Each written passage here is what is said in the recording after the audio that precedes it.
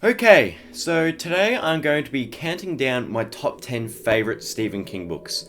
At first I thought this might be kind of a dumb idea because I've only read 15 I've only read 15 Stephen King books as of the 9th of May 2021. I am reading Firestarter at the moment. I'm about 2/3 of the way through that, and I'll probably add that to my top 10 at some stage. But I'm not going to include that. So I just thought the reason why I wanted to do it now is because as I've only read 15, I want to see how my list develops over time. Whether it's going to change a lot, whether it's going to stay the same, I don't know. But that's kind of the reason why I wanted to do it, just to see how it is when I've gone through almost all of his discography.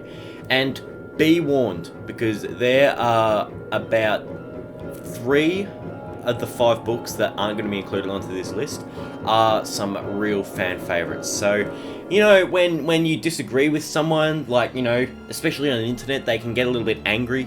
I don't know, I've kind of noticed that just a few times they can get a little bit angry. Anyway, moving on. So at number 10, we got Carrie. Now, Carrie is obviously Stephen King's very first book, which he hated so much that he threw it in the bin, only for his wife to retrieve it, read the manuscript, love it, and now look at him now, he's got millions of dollars falling out of his ass. A lot of people know the story of Carrie, and no wonder, it is really powerful and horrific, and it follows the story of Carrie White, hence the title, believe it or not. And she's a 16-year-old who's a complete outcast. She got no friends, gets bullied all the time, and has no one that cares about her.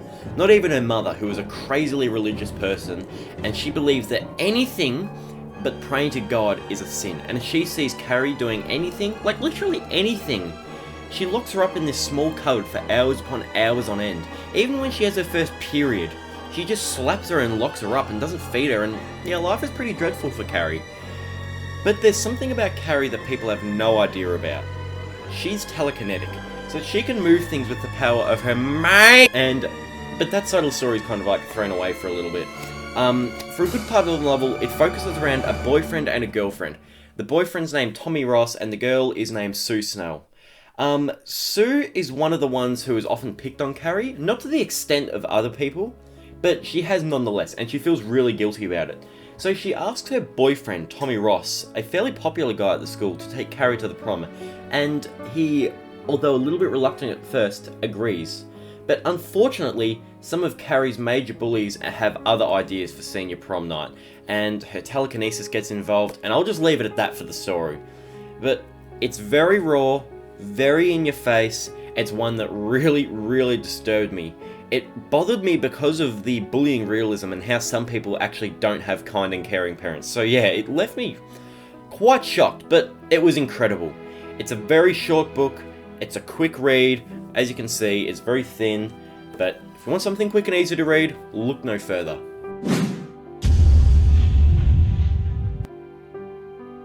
Okay, so this may be kind of an unpopular choice, but I really love Geralds Game. It's one of his absolute scariest, I think, and it just has such a ridiculous plot that I've grown to know and love. We meet Jesse and Gerald Burlingame, a middle-aged husband and wife whose play has slowed down a little bit over the years, and they venture out to their remote lakeside house to try to spice things up a bit. And Gerald's idea of spicing things up is a little bit unorthodox. See, he likes to handcuff Jesse to the bed, and that really riles him up. Oh god, I'm sorry, I feel like a fucking idiot talking about this. But, okay, Jesse doesn't want to play today, okay? And I don't know why that nail just fell. Jesse doesn't want to play, so she kicks him out in the nuts, which somehow causes him to have a heart attack, and he dies. So this book is literally just following Jesse, stuck in this spread-eagled position on her bed, with nothing but her thoughts. This is where things start to get really, really freaky. She starts hearing voices, she starts seeing weird visions, a dog comes in and tries to eat Gerald. It's just crazy. But as the novel progresses, it becomes more of an insight to how humans deal with deadly situations and how their body reacts and how resourceful they are. And it's really, really good. Even though it does get a bit PG plus at sometimes, it's well worth the read. It's not overly long, it's a bit of a slow burner, but it's a good book. Read it.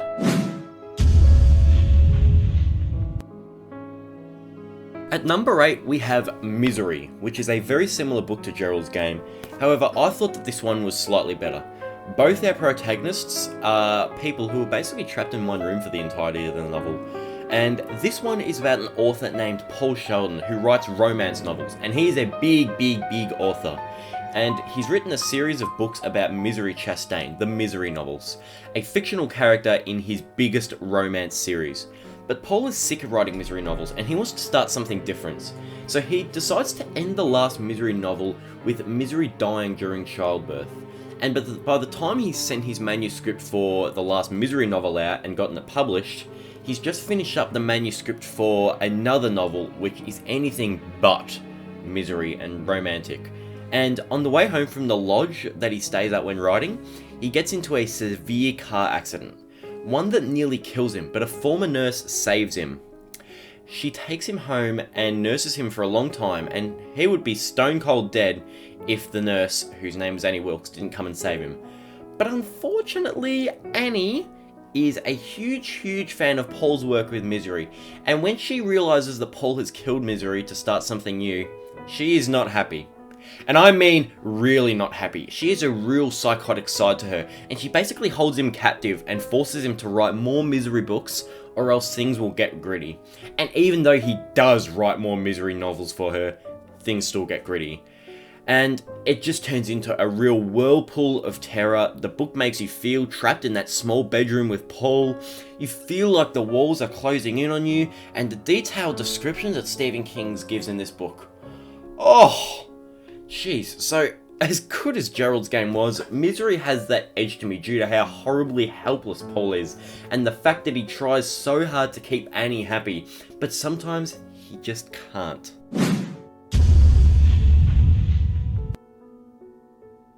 Okay, so number 7 is Different Seasons. This isn't a novel, but a collection of 4 short stories, and they are all really good. The first is called Rita Hayworth and Shawshank Redemption, which follows a man that's wrongly imprisoned for the murder of his wife and the guy she was banging. This is probably my least favourite in the collection, but that's just probably because of how incredible the film is, which I actually saw before reading it. The second is Apt Pupil.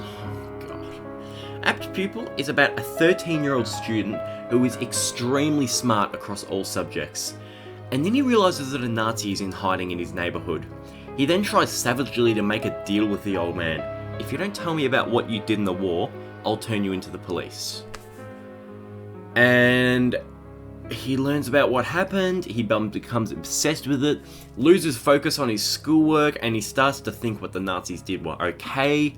And let's just say he may or may not have had a few tricks of his own that he liked to try on some randos. It's extremely fucked up, to say the least. The third is called The Body. It's about a group of 4 12-year-olds who go out to see a dead body from another kid that was recently hit by a train. I really like that one. And lastly, my favourite from the collection is The Breathing Method. The Breathing Method is about a man who goes to a really mysterious club that only the people that go there know about. It's really freaky because he finds a bunch of books there that have never been published, and yeah, it's creepy. But that's not really the main point of the story. The story follows a woman named Sandra Stansfield, and she's pregnant. But she's not in a position to have a child. She's husband or boyfriend has just ditched her, and she doesn't have a lot of money, but she's determined to have this baby and raise it. But then things don't go exactly as planned, and it has quite possibly one of my favourite Stephen King endings. And it's really weird, it's really freaky, I love it. This is a really good read if you want a taste of all of Stephen King's different sides.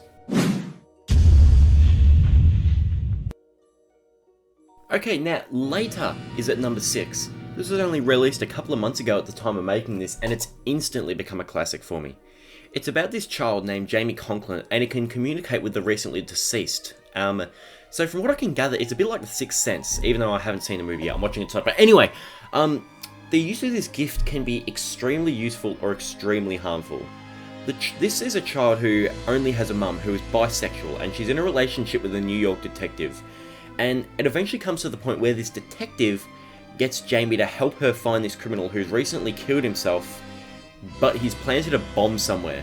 So Jamie has to help find where this bomb is by finding this dead criminal and asking him. It's really scary. The bomb plot is only the first part of the book for those who haven't read it. It becomes a lot more than just that. It's a story about growing up, facing your fears. It's a short book, but oh, it's so good. And it has a fantastic ending that will leave your jaw hanging on the floor for 3.5 hours. At least that's what happened to me. I really, really like it. Very good book.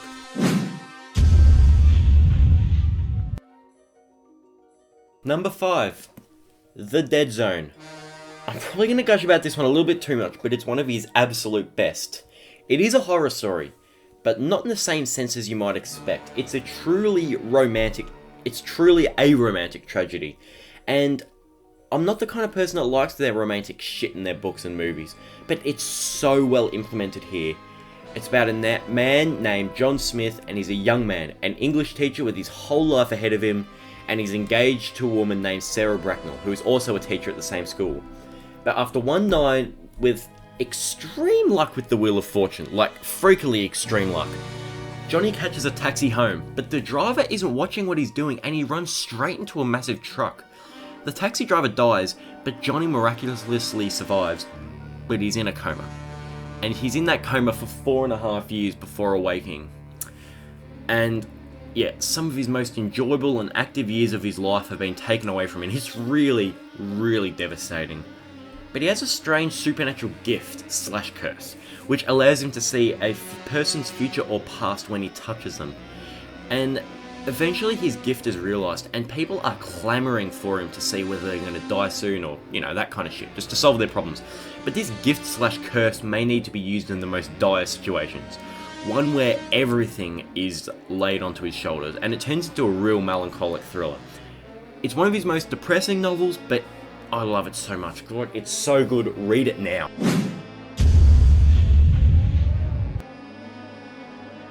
Okay, so now for something that's a bit lighter, but not anything less interesting, The Stand. This book is a monster. Look at this thing. Seriously, Jesus Christ. It's about a virus that is rapidly spreading around the world, and no cure or vaccine is available, and it will kill you if you have it, basically. And before you ask, I'm not going to make a schmovid joke because I feel like that'd just be a bit too easy. So yeah, it's a world apocalypse story, basically, but there are some people in the world who are immune to it. And those very few survivors end up having these strange, vivid dreams. One is about an elderly black lady named Mother Abigail, and another is about a man whose name is Randall Flagg, and this guy is bad, like really, really bad. So, different people, depending on their personality and strongest values, drift to either the east, where Mother Abigail is, or the west, with the Dark Man. It's a monstrous novel about good or evil. It's really eerie in some parts. It has a monster cast of characters, with ones who you really love and root for, and others that you just fucking despise. I don't want to say too much about this one, even though it is so big. You should just sit down in this one and really immerse yourself in the world about it. And please, do not be turned off by its size. Like, you do not have to put in a lot of effort to finish this one. It's considered by many to be his best work, and I too agree that it is his best written novel, even though I do have 3 more books which I like more, starting with...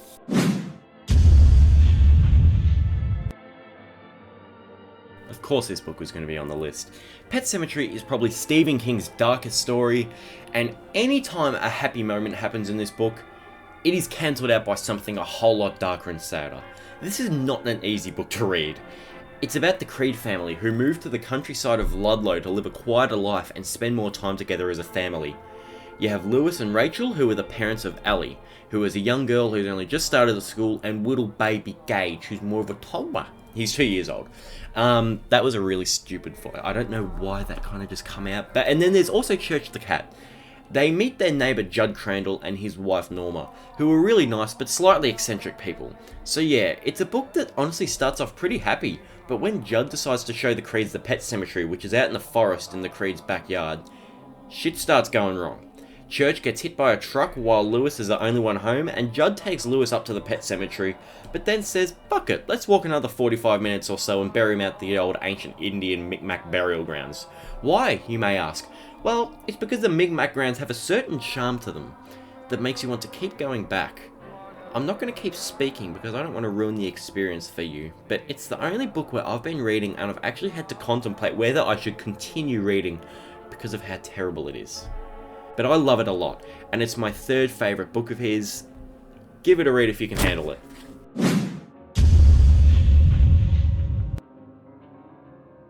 At number 2, Christine.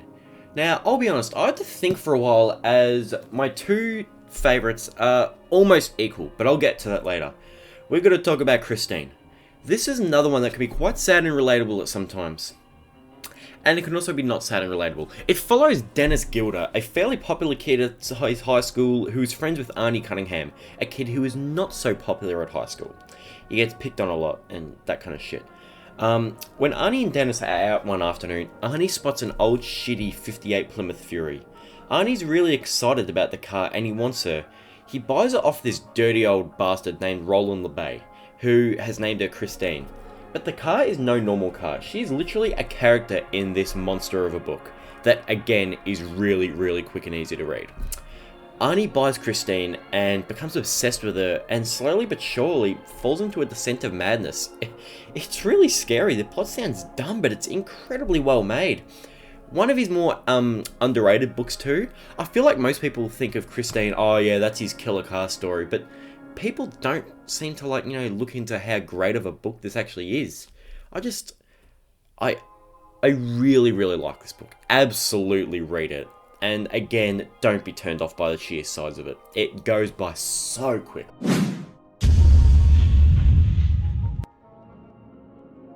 Yeah, I had a bit of trouble between these two, but I decided to go with Salems Lot because of its sheer, raw, uncontrollable fear. In my opinion, this is a very close second to Pet Sematary for King's books that are scariest. And like that book, he doesn't back down with the gore, vivid descriptions, or anything. It's just crazy. The book actually does start off pretty slow, to be honest. It's about Ben Mears, a mildly successful author whose wife had died rather recently. He moves back to his childhood town of Salems Lot to try start over, and to write a novel of his own about something that has haunted him for his life. The fear comes from an event that occurred in the Marston house, a big wooden rundown house that sits atop the hill and looks over the small town. It is partly a haunted house story, which I absolutely love. The house is always visible, no matter where you are or how dark it is. Its candlelight will always be seen. But the house has just been rented out by a new resident, and that resident in the lot is named Richard Straker, who is just about to start a small antiques business with his business partner named Kurt Barlow. But Mr. Barlow is never seen by anyone. Then all of a sudden, these strange, horrific events coincide with Straker's arrival. A dog is brutally murdered, two brothers go into the forest and only one of them comes out alive.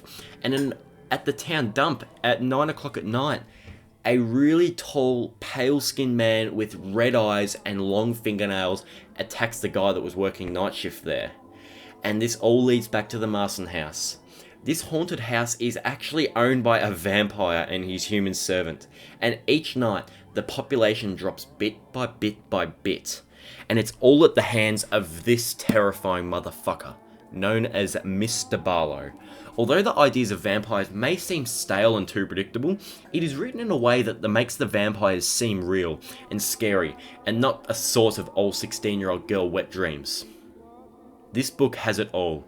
It's really, really scary, has a large source of likable and hateable characters, it has classic horror roots, haunted houses, vampires, gore, plot twists, tension, and you really feel like you're a resident of Salem's Lot, watching this small town slowly become a ghost town. I just love this book more than I can put to words, and I'm trying to get my point across, but this is one that I could just read over and over and over again without ever getting bored. It's really fantastic. I honestly can't see myself liking any other book more than this one. And although it's a bit sloppy and not his best written, it's one that I've read the fastest. Like, this is another 750 page book that I finished in a good 2 weeks. I really cannot recommend this one enough. Okay, that's enough of that. We got a wee bit carried away there, I think. Now, I can see some people disagreeing with me. I have read The Green Mile, I have read The Shining, and I have read It. But none of them made the list. Those 3 books are fantastic, but I just didn't like them as much as other people did. So yeah, that's my list at the moment. And I'll 100% redo this one in the future. once I've, probably read half of his discography, or even in another 10 books time or something. I want to keep making this list over and over and over again, so I can keep a pinpoint on time and how my views and opinions change.